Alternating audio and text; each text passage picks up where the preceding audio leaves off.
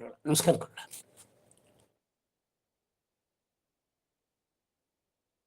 ನಮಸ್ಕಾರ ಆಚಾರ್ಯ.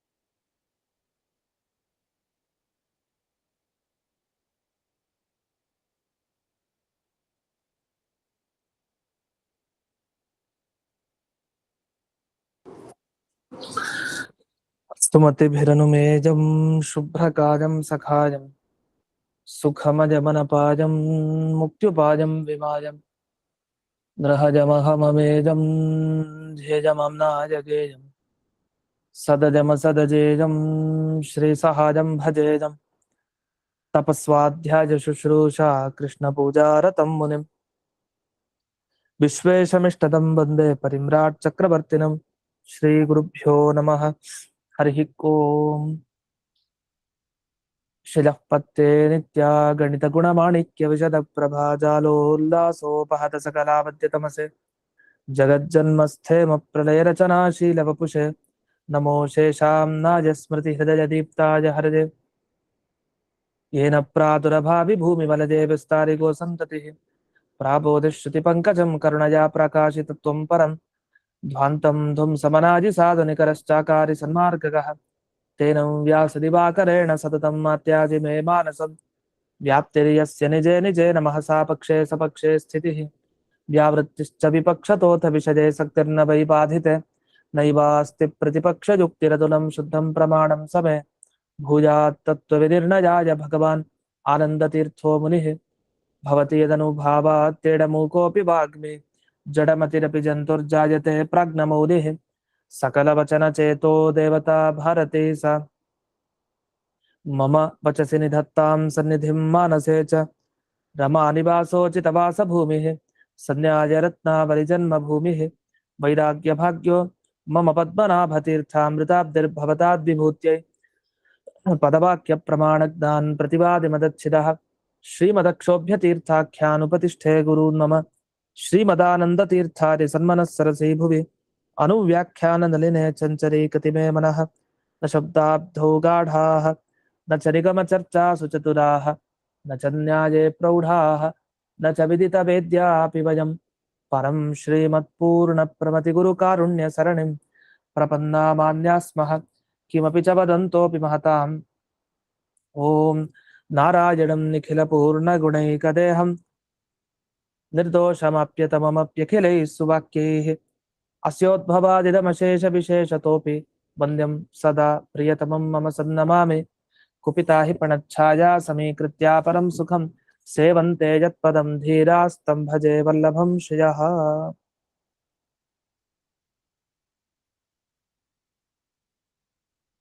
ಈಗ 218ನೇ ಸುಧಾಮನದಲ್ಲಿ ಒಂದು ವಿಚಾರ ಇದೆ. ಅಲ್ಲಿ ಯಾದುಪತ್ಯ ಟಿಪ್ಪಣಿ ಮತ್ತೆ ಶೇಷವಾಕ್ಯಾರ್ಥ ಚಂದ್ರಿಕಾ ಟಿಪ್ಪಣಿ, ಈ ಎರಡು ಟಿಪ್ಪಣಿಗಳ ವಿಷಯ. ಅದಕ್ಕೆ ಮುಂದೆ ವಾಕ್ಯಾರ್ಥ ರತ್ನಮಾಲ. ಅಲ್ಲಿ ಸತ್ಯವ್ರತ ತೀರ್ಥರ ಒಂದು ಇದು ಇದೆ ಟಿಪ್ಪಣಿಯಲ್ಲಿ ವಿಶೇಷ ವಿಚಾರ. ಅದೇನಾಗಿದೆ, ಒಂದು ಸುಧಾ ವಾಕ್ಯದಲ್ಲಿ ಒಂದು ಪಾಠ ಯಾವುದು ಅಂತ, ವಾಕ್ಯ ಹೇಗಿದೆ ಅನ್ನೋದ್ರ ಬಗ್ಗೆ ಒಂದು ಚರ್ಚೆ. ಅದು 4 ಟಿಪ್ಪಣಿಗಳನ್ನ ಸೇರಿಸ್ಕೊಂಡು ಹೇಳ್ಬೇಕು. ಅದರಲ್ಲಿ ಪರಿಮಳ ಟಿಪ್ಪಣಿಕಾರರ ಅಭಿಪ್ರಾಯ ಅವರು ಬರಲಿಲ್ಲ, ಆದ್ರೆ ಈ ಒಂದು ಪಾಠ ಈ ತರ ಇದೆ ವಾಕ್ಯ ಅಂತ ಹೇಳಿ ಮುಂದೆ ಹೊರಟೋಗಿದ್ದಾರೆ ಅಷ್ಟೇ. ಇನ್ನೊಂದ್ ತರ ವಾಕ್ಯ ಇದೆ ಅಂತ ಏನು ಹೇಳಿಲ್ಲ. ಇರೋ ವಾಕ್ಯ ಅವ್ರಿಗೆ ಸಿಕ್ಕಿದ ಆ ವಾಕ್ಯ ಹೀಗಿದೆ ಅಂತ ಹೇಳಿ ಮುಂದಕ್ಕೆ ಹೋಗಿದ್ದಾರೆ. ಅದೇನು ಅಂತ ವಿಷಯ ಇಲ್ಲಿ 218ರಲ್ಲಿ ಸುಧಾಮೂರದಲ್ಲಿ ಒಂದು ವಾಕ್ಯ ಕೊನೆಗೆ ಬರುತ್ತದೆ. ಕೊನೆಯಿಂದ ಹಿಂದಿನ ಲೈನು, ಅಪರೋಕ್ಷ ಪ್ರತಿಭಾಸ ಯೋಗ್ಯ ಅರ್ಥ ಆಭಾಸ ಜನಕಸ್ತು ಮಾಯಾಲೇಶ ಜೀವನ್ಮುಕ್ತಸ್ಯ ನಿವೃತ್ತಃ ಸಮಾಧ್ಯವಸ್ಥಾಯಾಂ ತಿರೋಹಿತಃ ಅನ್ಯದಾ ದೇಹಾಭಾಸ ಜನಕ ಆಭಾಸ ಹೇತುತಯ ಅನುವರ್ತತೆ. ಅಂದ್ರೆ ಈ ಮಾಯೆಗೆ ಸುಮಾರು ಆಕಾರ ಇದೆ. ಅದರಲ್ಲಿ ಜೀವನ್ ಮುಕ್ತಿ ಅವಸ್ಥೆಯಲ್ಲಿ ಇರ್ತಾರಲ್ಲ, ಅವ್ರು ಯಾಕೆ ಇನ್ನೂ ಮೋಕ್ಷಕ್ಕೆ ಹೋಗಿಲ್ಲ ಅಂದ್ರೆ ಆ ಮಾಯೆಯ ಸ್ವಲ್ಪ ಭಾಗ ಅವಿದ್ಯೆ ಚೂರು ಉಳ್ಕೊಂಡಿದೆ ಅಂತ ಬಂತು. ಅದು ಉಳ್ಕೊಂಡಿದ್ದಾಗ ಏನಾಗತ್ತೆ, ಅದರ ಪ್ರಭಾವ ಏನು ಅಂದಾಗ ಅದು ದೇಹವನ್ನ ತೋರಿಸುತ್ತೆ. ಅಂದ್ರೆ ನಮ್ಮ ದೇಹನು ನಮಗ್ ಕಾಣ್ಬಾರ್ದು, ನಾವೇನಾದ್ರು ಜೀವನ್ ಮುಕ್ತಿ ಅವಸ್ಥೆಯಲ್ಲಿ ಇದ್ರೆ. ಯಾಕೆ ಅವಿದ್ಯೆ ಪೂರ್ತಿ ಹೋದ್ಮೇಲೆ ನಮ್ ದೇಹ ಹೊರಟೋಗತ್ತೆ, ದೇಹ ಬಿದ್ದೋಗ್ಬಿಡ್ಬೇಕು. ಅದೇ ದೇಹ ಕಾಣೋದು ಯಾಕೆ ಅಂದ್ರೆ ಅದು ಅವಿದ್ಯೆ ಸ್ವಲ್ಪ ಉಳಿದಿದ್ರಿಂದ ಅಂತ ಇದೆ. ಆದ್ರೆ ಇಲ್ಲಿ ಅಷ್ಟನ್ನ ಹೇಳ್ತಾ ಇಲ್ಲ, ದೇಹ ತೋರೋದಕ್ಕೆ ಏನ್ ಬೇಕೋ ಅದನ್ನ ಈ ಅವಿದ್ಯೆ ಮಾಡ್ತಾ ಇದೆ ಆ ಕೆಲಸನ ಅಂತ, ಇಷ್ಟ ಅರ್ಥ ಇದೆ. ಇಲ್ಲಿ ಯಾವ ಪಾಠ ಇಟ್ಕೊಂಡಿದ್ದಾರೆ ಅಂತ ನೋಡೋಣ. ದೇಹ ಅವಭಾಸ ಜಗತ್ ಅವಭಾಸ ಹೇತುತಯ ಇತ್ಯೇವ ಮೂಲ ಪಾಠ ಅನ್ಯಾದೃಶಸ್ತು ಕಲ್ಪಿತ ಅಂತ ಹೇಳ್ತಾರೆ. ಯಾರು? ಶೇಷವಾಕ್ಯರ್ಥ ಚಂದ್ರಿಕಾಕಾರರು. 4-5ನೇ ಲೈನಲ್ಲಿ ನೋಡ್ಬೋದು ಅವ್ರ ಟಿಪ್ಪಣಿಯಲ್ಲಿ. ಇಲ್ಲಿ ಸುಧಾ ಗ್ರಂಥದ ಪಾಠ ವಾಕ್ಯ ಹೇಗಿದೆ ಅಂದ್ರೆ ಹೀಗೇ ಇದೆ ಅಂತ ಇವ್ರು ತೀರ್ಮಾನ ಮಾಡ್ತಾ ಇದ್ದಾರೆ. ಹೇಗೆ? ದೇಹಾವಭಾಸ ಜಗತ್ ಅವಭಾಸ ಹೇತುತಯ ಅಂತ ಇರ್ಬೇಕು. ಆದ್ರೆ ನಮಗೆ ಈಗ ಪ್ರಿಂಟ್ ಆಗಿರೋದ್ರಲ್ಲಿ ಏನ್ ಸಿಗತ್ತೆ ಅಂದ್ರೆ ದೇಹಾಭಾಸ ಜನಕ ಆಭಾಸ ಹೇತುತಯ ಅಂತ. ಪರಿಮಳದಲ್ಲೂ ಹಾಗೆ ಇದೆ. ಅಂದ್ರೆ ರಾಯರ ಟಿಪ್ಪಣಿಲಿ ಅವರು ಪ್ರತೀಕ ಹಿಡಿದಿರೋದು ಹಾಗೆ, ದೇಹಾಭಾಸ ಜನಕ ಆಭಾಸ ಹೇತುತಯ ಅಂತ. ಆದ್ರೆ ಈ ಟಿಪ್ಪಣಿಕಾರರು ಏನ್ ಮಾಡ್ತಾರೆ, ಹಾಗಲ್ಲ, ದೇಹಾಭಾಸ ದೇಹ ಅವಭಾಸ ಜಗತ್ ಅವಭಾಸ ಹೇತುತಯ ಅಂತ. ಅವಭಾಸ ಅಲ್ಲ, ಆಭಾಸ ಆಭಾಸ ಇದೆ, ಪ್ಲಸ್ ಅಲ್ಲಿ ದೇಹಾಭಾಸ ಜನಕ ಅಂತಿದೆ, ಇಲ್ಲಿ ಯಾವುದು ಇಲ್ಲ. ಅಲ್ಲಿ ದೇಹ ಅವಭಾಸ ಜಗದವಭಾಸ ಅಂತ ಇಲ್ಲಿ ಮಾಡ್ಕೊಂಡಿದ್ದಾರೆ. ಇಷ್ಟೊಂದು ಪಾಠದಲ್ಲಿ ಟಿಪ್ಪಣಿಕಾರಲ್ಲಿ ಒಂದು ವ್ಯತ್ಯಾಸ ಬಂದಿದೆ. ಸುಧಾ ಪಾಠ ವಾಕ್ಯ ಯಾವುದು ಅನ್ನೋದಕ್ಕೆ ಒಂದು ಚರ್ಚೆ ಇದೆ, ಈ ತರನೂ ಒಂದು ಚರ್ಚೆ ಇರುತ್ತೆ, ಮಧ್ಯೆ ಇರುತ್ತೆ ಈ ತರ. ಇದರಲ್ಲಿ ಇನ್ನೂ ವಿಶೇಷವಾಗಿ ಎಲ್ಲಾ ಟಿಪ್ಪಣಿಕಾರರು ತಮ್ಮ ಪಾಂಡಿತ್ಯವನ್ನ ಪ್ರದರ್ಶನ ಮಾಡಿದ್ದಾರೆ. ಇದ್ರಲ್ಲಿ ಒಂದಾಯ್ತು. ಇದಕ್ಕೇನ ಅರ್ಥ ನೋಡೋಣ. ಶೇಷವಾಕ್ಯಾರ್ಥ ಚಂದ್ರಿಕಾಕಾರರು ಹಿಡಿದ ಪಾಠ ಅದನ್ನ ಸಾಮಾನ್ಯ ಹೇಳ್ತಾರೆ, ಪರಿಮಳ ಪ್ರಕಾರ ಹಿಡಿದ ಪಾಠ ಯಾವುದು, ಪರಿಮಳ ಪ್ರಕಾರ ಯಾವುದು, ಸುಧಾ ಪಂಕ್ತಿ ಹೇಗಿದೆ, ಈ ತರನ ಆ ತರನ. ಮತ್ತೆ ಕೆಲವು ಮಣಿಮಂಜರಿಯಿಂದ ಹಿಡಿದು ಯಾವುದೇ ಶ್ಲೋಕಲ್ಲಿ ನೋಡ್ಬೋದು, ಟಿಪ್ಪಣಿಕಾರಲ್ಲಿ ಇಲ್ಲ ಇದು ಹೀಗಿರ್ಬೇಕು ಈ ಶ್ಲೋಕದಲ್ಲಿ ಪದ, ಇಲ್ಲ ಈ ತರ ಶ್ಲೋಕ ಇರ್ಲಿಲ್ಲ. ನಮ್ಗೆ ಸುಮಾರು ವರ್ಷ ಆಗ್ಬಿಡ್ತಾದ್ರಿಂದ ಒಬ್ಬೊಬ್ರಿಗೆ ಸಿಕ್ಕಿರೋ ಮ್ಯಾನುಸ್ಕ್ರಿಪ್ಟ್ಗಳಲ್ಲಿ ಒಂದೊಂದ್ ತರ ಇರುತ್ತೆ. ಅದನ್ನ ತೀರ್ಮಾನ ಮಾಡೋದು ಹೇಗೆ, ಅದಕ್ಕೆ ಒಬ್ಬೊಬ್ರು ಒಂದೊಂದು ಕಾರಣ ಕೊಡ್ತಾ ಹೋಗ್ತಾರೆ. ಈ ತೀರ್ಥ ಪ್ರಬಂಧದ ವಿಷಯದಲ್ಲಿ ನೋಡ್ತೀವಲ್ಲ ಹಾಗೆ ಸುಮಾರು ಕಡೆ ಅಲ್ಲಿ ಇಲ್ಲಿ ಕ್ಷೇತ್ರಗಳ ಬಗ್ಗೆ ಚರ್ಚೆಗಳು ನಡೀತಾ ಇರುತ್ತೆ. ಮೂಲ ಪ್ರತಿಗಳು ಹೇಗ್ ಸಿಕ್ಕಿದೆಯೋ ಹಾಗಾಗಿ ಅವರೊಬ್ಬೊಬ್ರು ವ್ಯಾಖ್ಯಾನ ಮಾಡ್ಕೊಂಡು ಬಂದ್ಬಿಟ್ಟಿರ್ತಾರೆ. ಇಲ್ಲ ಕೆಲವರು ಹೀಗೆ ಅಂತ ವಾದ. ಅದೇ ತರ ಈ ಸುಧಾ ವಿಷಯದಲ್ಲೂ ಇದೆ. ಇದಕ್ಕೇನ್ ಅರ್ಥ? ಈಗ ಇವ್ರೇನ್ ಕಾರಣ ಕೊಡ್ತಾರೆ ಶೇಷವಾಕ್ಯಾರ್ಥ ಚಂದ್ರಿಕಾಕಾರರು ಅಂತ ನೋಡೋಣ. ಈಗ ದೇಹ ತೋರತ್ತೆ, ಅದು ಸುಲಭ ನಮ್ಗೆ, ಅದು ನಮ್ಗೆ ವಿಷಯದಲ್ಲಿ ಕಾಠಿಣ್ಯ ಅನ್ಸಲ್ಲ. ಆದ್ರೆ ಆ ಪಂಕ್ತಿ ಯಾವುದು ಅಂತ, ಜಯತೀರ್ಥರು ಹೀಗೆ ಬರದ್ರ ಪಂಕ್ತಿ ಹೀಗಿತ್ತ ಅಂತ ಅದನ್ನ ತೀರ್ಮಾನ ಮಾಡೋದು ಕಷ್ಟ. ಈಗ ಅವಿದ್ಯೆ ಸ್ವಲ್ಪ ಉಳ್ಕೊಂಡ್ರೆ ಏನಾಗತ್ತೆ, ದೇಹ ಕಾಣುತ್ತೆ. ಇಲ್ಲಾಂದ್ರೆ ದೇಹ ಕಾಣಬಾರ್ದಿತ್ತು ಅವರ ಸಿದ್ಧಾಂತದಲ್ಲಿ, ಅದ್ವೈತ ಸಿದ್ಧಾಂತದಲ್ಲಿ. ಹಾಗಾದ್ರೆ ದೇಹ ಕಾಣ್ಲಿಕ್ಕೆ ಏನ್ ಬೇಕು? ಜಗತ್ ಕಾಣ್ಬೇಕು ಮೊದಲು. ಬರೀ ತನ್ನ ದೇಹ ಕಂಡ್ರೆ ಏನು ಉಪಯೋಗ? ಸುತ್ತಲೂ ಶೂನ್ಯ ಕಾಣುತ್ತಾ? ಶೂನ್ಯ ನೋಡ್ಲಿಕ್ಕೆ ಬರಲ್ಲ, ಬರೀ ಶೂನ್ಯ ಇತ್ತ. ಹಾಗಾದ್ರೆ ದೇಹ ಕಾಣ್ಲಿಕ್ಕೆ ಬೇಕಾಗಿದ್ದು ಮೊದಲು ಜಗತ್ತು, ಸುತ್ತಲೂ ಮತ್ತು ಎಲ್ಲಾ ಜಗತ್ ಕಂಡ್ರೆ ನನ್ನ ದೇಹ ನನಗೂ ಕಾಣತ್ತೆ ಅಂತ ಅರ್ಥ. ಇವ್ರೇನ್ ಮಾಡಿದ್ರು, ದೇಹ ಕಾರಣ, ದೇಹ ತೋರ್ಬೇಕು ಅಂತ ಆದ್ರೆ ಈ ಜಗತ್ತಿರ್ಬೇಕು, ಆ ಜಗತ್ತು ತೋರೋದಕ್ಕೆ ಕಾರಣ ಆಗಿದೆ ಯಾವುದು? ಆ ಉಳಿದ ಅವಿದ್ಯೆ ಭಾಗ. ಅದನ್ನ ಜೀವನ್ಮುಕ್ತಿ ಅವಸ್ಥೆಯಲ್ಲಿ ಶುಕ ವಾಮದೇವಾದಿ ಋಷಿಗಳೆಲ್ಲ ಇದ್ದಾರೆ. ಶುಕಾಚಾರ್ಯರು, ವಾಮದೇವ ಋಷಿಗಳು ಇವರೆಲ್ಲ ಇದ್ದಾರೆ. ಇವ್ರಿಗೆಲ್ಲ ಏನಾಗ್ತಾ ಇದೆ, ಜೀವನ್ಮುಕ್ತಿ ಅವಸ್ಥೆಯಲ್ಲಿ ಇದ್ರು, ಅವರು ಪರೀಕ್ಷಿತ್ ರಾಜನ ಹತ್ರ ಬಂದ್ರು, ಶುಕಾಚಾರ್ಯರು ಉಪದೇಶ ನೀಡಿದ್ರು, ಎಲ್ಲ ಆಯ್ತಲ್ಲ. ವಾಮದೇವ ಋಷಿಗಳು ಅವರು ಅಷ್ಟೇ, ಇದು ಅಹಂ ಬ್ರಹ್ಮಾಸ್ಮಿ ಏನು ಆ ದೇವರನ್ನೇ ಯೋಸೌ ಸೋಹಂ ಸೋಹಂ ಯೋಸೌ ಅಂತೆಲ್ಲ ಇದೆ. ಆತ್ಮಾನಮೇವ ಅವೇತ್ ಅಹಂ ಬ್ರಹ್ಮಾಸ್ಮಿ ಇತಿ ಅಂತ ಹೇಳಿ ಅವ್ರು ವಾಮದೇವ ಋಷಿಗಳೆಲ್ಲ ಉಪದೇಶ ಕೊಡೋ ತರ ಮಾತುಗಳಿದೆ.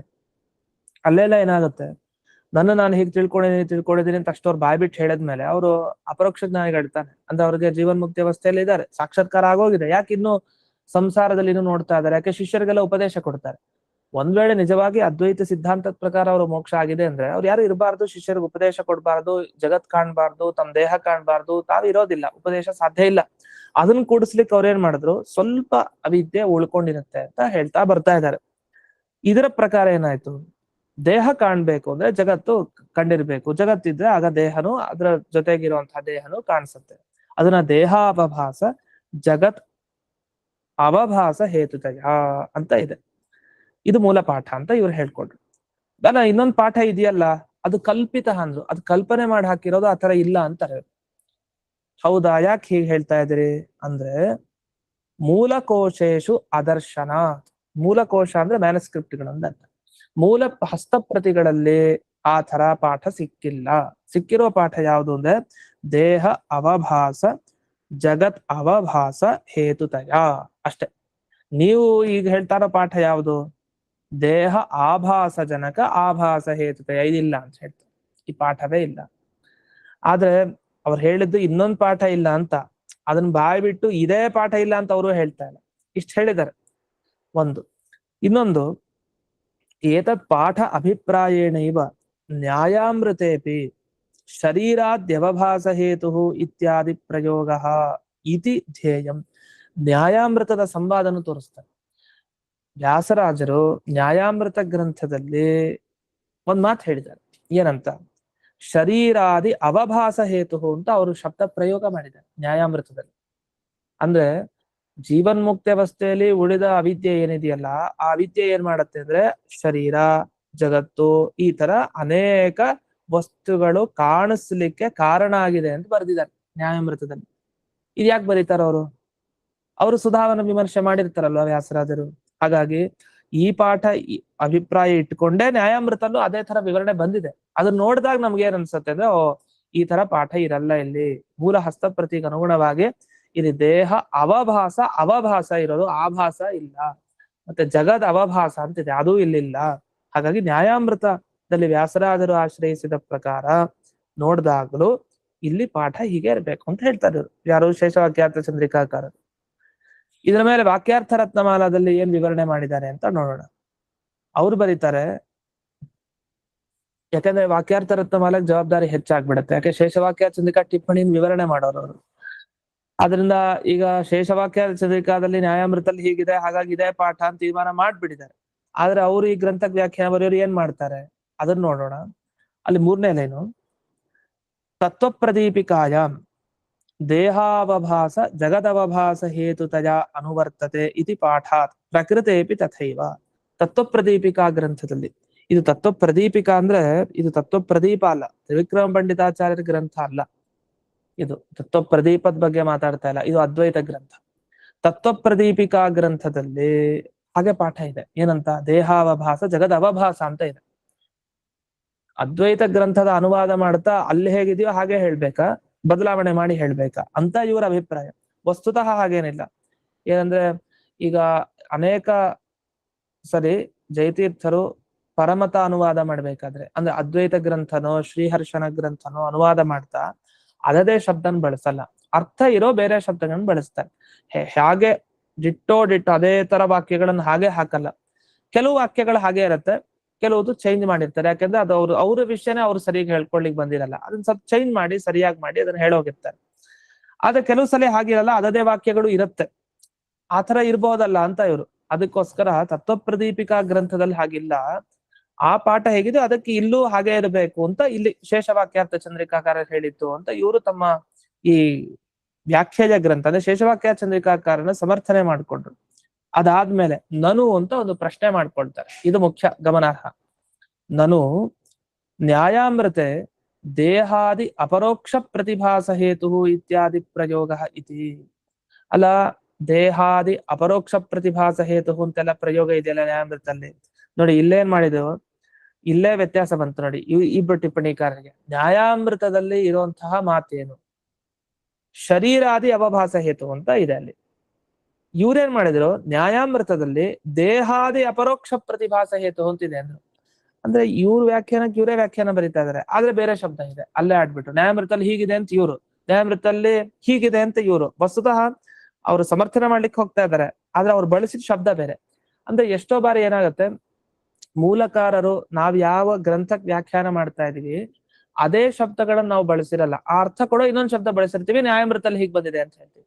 ಅದೇ ಪಂಕ್ತಿ ಅದೇ ಪದ ನೆನಪಾಗಿರ್ಬೇಕು ಅಂತಿಲ್ಲ. ಕೆಲಸ ಅರ್ಥ ನೆನಪಾಗಿರೋದ್ರಿಂದ ಅರ್ಥ ಇರೋ ಒಂದು ಸಂಸ್ಕೃತ ಪದ ಹಾಕಿ ವಿವರಣೆ ಮಾಡೋದಿರುತ್ತೆ. ಇಲ್ಲಿ ನ್ಯಾಯಾಮೃತದಲ್ಲಿ ಏನಂತಿದೆ ಅಂತ ಶೇಷವಾಕ್ಯ ಚಂದ್ರಿಕಾಕಾರ ಹೇಳಿದ್ದು, ಶರೀರಾದಿ ಅವಭಾಸ ಹೇತು. ಈ ಅವಿದ್ಯೆ ಸ್ವಲ್ಪ ಭಾಗ ಇರೋದ್ರಿಂದ ಶರೀರ ಜಗತ್ತು ಎಲ್ಲ ಕಾಣುತ್ತವನಿಗೆ, ಜೀವನ್ಮುಕ್ತನಿಗೆ ಅಂತ ಬರ್ತದೆ. ಇವರು ದೇಹ ಮುಂತಾದವುಗಳ ಅಪರೋಕ್ಷ ಜ್ಞಾನಕ್ಕೆ ಕಾರಣ ಆಗತ್ತೆ ಅಂತ ಬರೆದಿದ್ದಾರೆ. ತಪ್ಪಿಲ್ಲ, ದೇಹ ಅಂತಂದಿದ್ದಾರೆ, ಇಲ್ಲಿ ಶರೀರ ಅಂದಿದ್ದಾರೆ. ಅಷ್ಟೇ ಅಲ್ಲ, ಆದಿ ಅನ್ನೋ ಶಬ್ದದಿಂದ ಜಗತ್ತನ್ನು ತಗೊಳ್ಬೇಕು.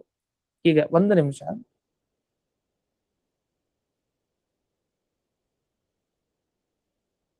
ಹೀಗೆ ದೇಹ ಶರೀರ ಎರಡೂ ಒಂದೇ, ಆದಿ ಅನ್ನೋ ಶಬ್ದದಿಂದ ಜಗತ್ತು ಇತ್ಯಾದಿಗಳನ್ನ ತಗೊಳ್ಬೇಕು ಅಂತ. ಹೀಗೆ ಎರಡೂ ಪಾಠದಲ್ಲಿ ಅರ್ಥ ಸಮಾನವಾಗಿದೆ, ಶಬ್ದ ಮಾತ್ರ ಸ್ವಲ್ಪ ವ್ಯತ್ಯಾಸ. ಅದಕ್ಕೆ ಅವ್ರು ಮುಂದೆ ವಿವರಣೆ ಮಾಡ್ತಾರೆ. ಅಯಂಚ ದೇಹಾದಿ ಅಪರೋಕ್ಷೇತಿ ಪಾಠಸ್ಯ ಅರ್ಥಾನುವಾದ ಕ್ವಚಿತ್ ತಥೈವ ಪಾಠ ಪಾಠದ್ವಯಾಭಿಪ್ರಾಯೇಣ ಇವ ಇತ್ಯಾದಿ ಇತ್ಯಾದಿ ಪದಂ ಇತ್ಯಪಿ ಕೇಚಿತ್ ಅಂತ. ಅವರು ಹೇಳ್ತಾರೆ, ಇಲ್ಲ ಅದು ದೇಹಾದಿ ಅಂತನೂ ಪಾಠ ಇದೆಯಂತೆ. ಆ ಪಾಠ ಏನಿದೆ, ಆ ಪಾಠದ ಅರ್ಥವನ್ನ ಅನುವಾದ ಮಾಡಿದ್ದಾರೆ ಶೇಷವಾಕ್ಯಾರ್ಥ ಚಂದ್ರಿಕಾಕಾರರು ಅಂತ.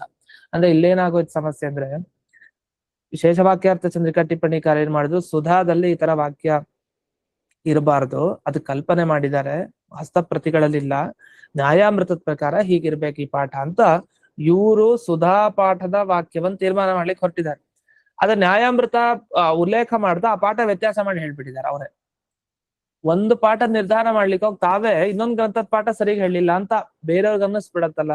ಅದಕ್ಕೆ ಏನಂದ್ರು, ಹಾಗಲ್ಲ, ಅದು ದೇಹಾದಿ ಅಪರೋಕ್ಷ ಅಂತ ಇದೆ ವಸ್ತುತಃ ಎಲ್ಲಿ ನ್ಯಾಯಾಮೃತದಲ್ಲಿ. ಆದ್ರೆ ಶೇಷವಾಕ್ಯ ಚಂದ್ರಿಕಾದಲ್ಲಿ ಶರೀರಾದಿ ಅಂತ ಆ ಪದ ಹಾಕೊಂಡಿದ್ದಾರೆ, ಅದು ಅರ್ಥಾನುವಾದ ಅನ್ಸ್ಕೊಡುತ್ತೆ. ಅದನ್ನೇ ನಾನು ಆಗ್ಲೇ ಹೇಳಿದ್ದು.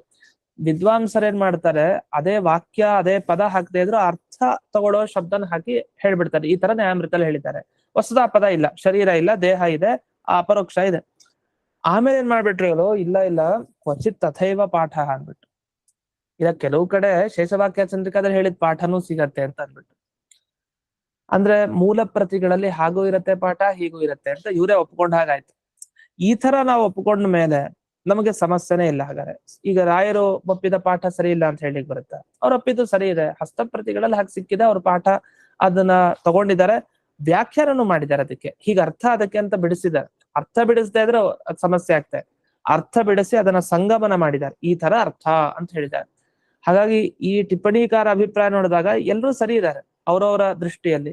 ಅದರಿಂದ ಅವರವರ ದೃಷ್ಟಿಯಲ್ಲಿ ನೋಡ್ಕೊಂಡಾಗ ಈ ತರ ವಾಕ್ಯ ಹೀಗೂ ಇದೆ, ಇನ್ನೊಂದ್ ಥರನೂ ಇದೆ ಅವ್ರು ಹೇಳಿದ ಪ್ರಕಾರ. ಆದ್ರೆ ಒಂದು ಮಾತು ಗಮನಾರ್ಹ ಏನಂದ್ರೆ, ಇನ್ನೊಂದು ಪಾಠ ಕಲ್ಪನೆ ಮಾಡಿದ್ದು ಅಂತ ಹೇಳ್ತಾರೆ. ಇನ್ನೊಂದು ಪಾಠ ಕಲ್ಪನೆ ಅಂದ್ರೆ ಅದು ಯಾವ ಪಾಠ ಇವರು ಬರಲಿಲ್ಲ ಶೇಷವಾಕ್ಯ ಚಂದ್ರಿಕಾದರೆ. ಅದ್ರ ರಾಯರು ಹಿಡಿದಿದ್ದ ಪಾಠ ಸರಿ ಇಲ್ಲ ಅಂತ ಅವ್ರೇನು ಹೇಳ್ತಾ ಇಲ್ಲ, ಇನ್ನೊಂದು ಪಾಠ ಸರಿ ಇಲ್ಲ ಅಂತ ಹೇಳಿದ್ದಾರೆ. ಅದರಿಂದ ಅದನ್ನ ಗಮನಿಸ್ಕೊಡ್ಬೇಕು. ಈ ತರ ಒಂದು ಟಿಪ್ಪಣಿಯಲ್ಲಿ ವಿಷಯ ಇದೆ. ಜೊತೆಗೆ ಸತ್ಯವ್ರತ ತೀರ್ಥರ ಟಿಪ್ಪಣಿಯಲ್ಲಿ ಏನಿದೆ ಅಂತ ನೋಡೋಣ. ಸತ್ಯವ್ರತ ತೀರ್ಥರ ಟಿಪ್ಪಣಿಯಲ್ಲಿ ಹೇಳ್ತಾ 4ನೇಲೇನು ಕೊನೆ ವ್ಯಾಖ್ಯಾನ ಇದು, ಅನ್ಯದಾತು ದೇಹಾಭಾಸ ಜಗದ್ ಅವಭಾಸ ಹೇತುತಯ ಇತ್ಯೇವ ಮೂಲ ಪಾಠ ಅಂತ. ಇವರು ಇನ್ನೊಂದ್ ಸ್ವಲ್ಪ ವ್ಯತ್ಯಾಸ, ಒಂದ್ ಕಡೆ ಆಭಾಸ ಮಾಡಿದ್ರು, ಒಂದ್ ಕಡೆ ಅವಭಾಸ ಮಾಡಿದ್ರು. ದೇಹ ತೋರ್ಲಿಕ್ಕೆ ಜಗತ್ ಬೇಕು ಅಂತ ಆಭಾಸ ಅವಭಾಸ ಅಂತ ಇವ್ರ ಪಾಠ. ಯಾಕೆಂದ್ರೆ ತತ್ವ ಪ್ರದೀಪಿಕೆಯಲ್ಲಿ 4ನೇ ಪಾದದಲ್ಲಿ ಹಾಗೇ ಹೇಳಿದ್ದಾರೆ ಅಂತ ಅವರು ವಿವರಣೆ ಕೊಟ್ಟು ಸತ್ಯವ್ರತ ತೀರ್ಥರು ಸ್ವಲ್ಪ ವ್ಯತ್ಯಾಸ ಆಯ್ತು ಒಂದು ಶಬ್ದದಲ್ಲಿ. ಆದ್ರೆ ಹೆಚ್ಚು ಕಡಿಮೆ ಈ ಶೇಷವಾಕ್ಯ ಚಂದ್ರಿಕಾ ವಾಕ್ಯಾರ್ಥ ರತ್ನಮಾಲ ಟಿಪ್ಪಣಿ ಪ್ರಕಾರನೇ ಅದು ಇದೆ. ಇನ್ನು ಯಾದುಪತ್ಯ ಟಿಪ್ಪಣಿಗೆ ಬಂದ್ರೆ ಅವ್ರೇನ್ ಮಾಡಿದ್ದಾರೆ, ದೇಹಾಭಾಸ ಜನಕ ಅವಭಾಸ ಹೇತುತಯ ಇತಿ ಕ್ವಚಿತ್ ಪಾಠ ಅಂತ ಕೆಲವು ಕಡೆ ಹೀಗ್ ಪಾಠ ಸಿಗತ್ತೆ ಅಂದಿದ್ದಾರೆ. ವ್ಯತ್ಯಾಸ ನೋಡಿ, ಸತ್ಯವ್ರತ ತೀರ್ಥರು ಹೀಗೆ ಮೂಲ ಪಾಠ ಅಂತಾರೆ, ಶೇಷವಾಕ್ಯ ಚಂದ್ರಿಕಾ ಹೀಗೆ ಮೂಲ ಪಾಠ ಅಂದ್ರೆ ಒತ್ತು ಕೊಡ್ತಾ ಇದಾರೆ, ಇನ್ನೊಂದು ಅಲ್ಲ ಅಂತ ಹೇಳ್ತಾ ಇದಾರೆ. ವಾಕ್ಯಾರ್ಥ ರತ್ನಮಾಲ ಹೌದು, ಆದ್ರೆ ಅವರು ಸಮಸ್ಯೆ ಆಗಿ ಹೋಗಿದ್ದು ಅಲ್ಲೇ ಟಿಪ್ಪಣಿಯಲ್ಲಿ ಒಂದು ಸಮಸ್ಯೆ ಆಯ್ತು, ಅದನ್ನ ಪರಿಹಾರ ಮಾಡ್ಕೊಂಡ್ಬಿಟ್ರು. ಆದ್ರೆ ಯಾದುಪತ್ಯದಲ್ಲಿ ಹೇಳ್ತಾರೆ ಕೆಲವು ಕಡೆ ಹೀಗ್ ಪಾಠ ಸಿಗತ್ತೆ ಅಂತ. ಹಾಗಾದ್ರೆ ಇನ್ನೊಂದು ಪಾಠನೂ ಇತ್ತು ಅಂತ ಅರ್ಥ. ಅದನ್ನ ರಾಯರು ತಗೊಂಡಿದ್ದಾರೆ, ರಾಯರ ಟಿಪ್ಪಣಿ ಒಂದು ವಾಕ್ಯದ ಪ್ರಕಾರ ಅವ್ರು ವ್ಯಾಖ್ಯಾನ ಮಾಡಿದ್ದಾರೆ, ಅದು ಸರಿ ಹೋಯ್ತು. ಕ್ವಚಿತ್ ಪಾಠ, ಆ ಪಾಠದ ಪ್ರಕಾರ ಏನರ್ಥ ಅಂದ್ರೆ, ಈಗ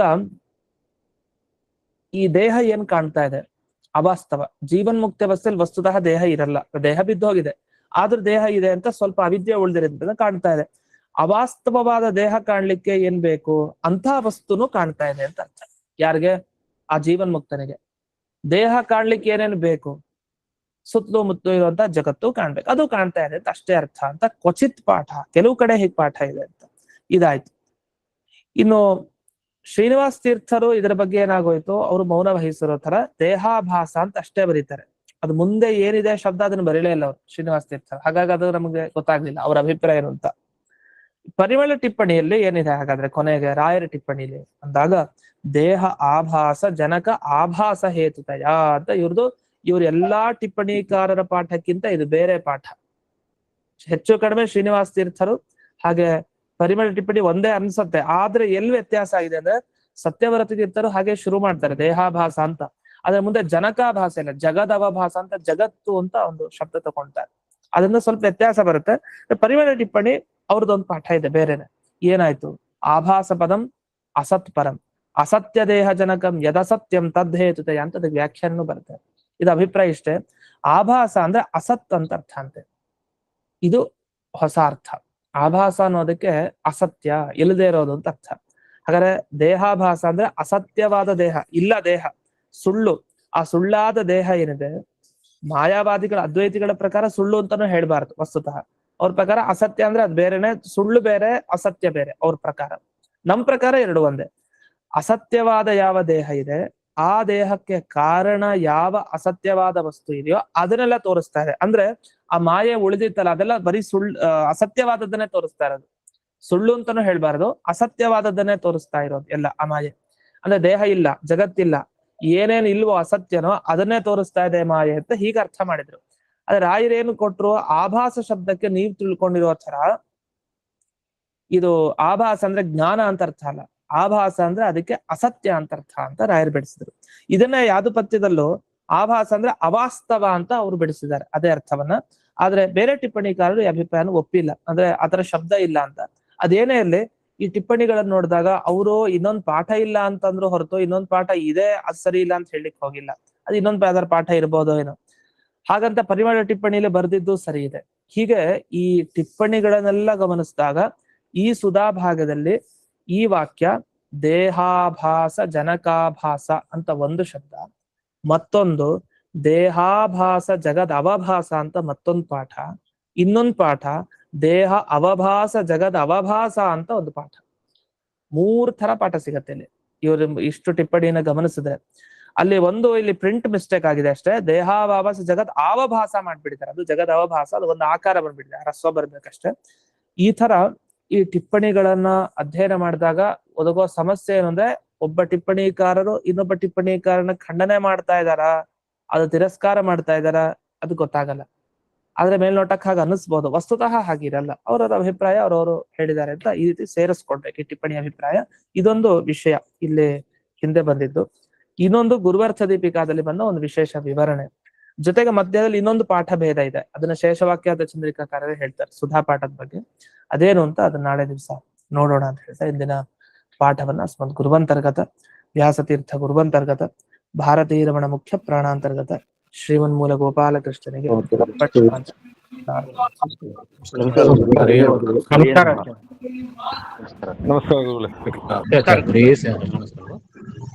ನಮಸ್ಕಾರ ಆಚಾರ್ಯರೇ.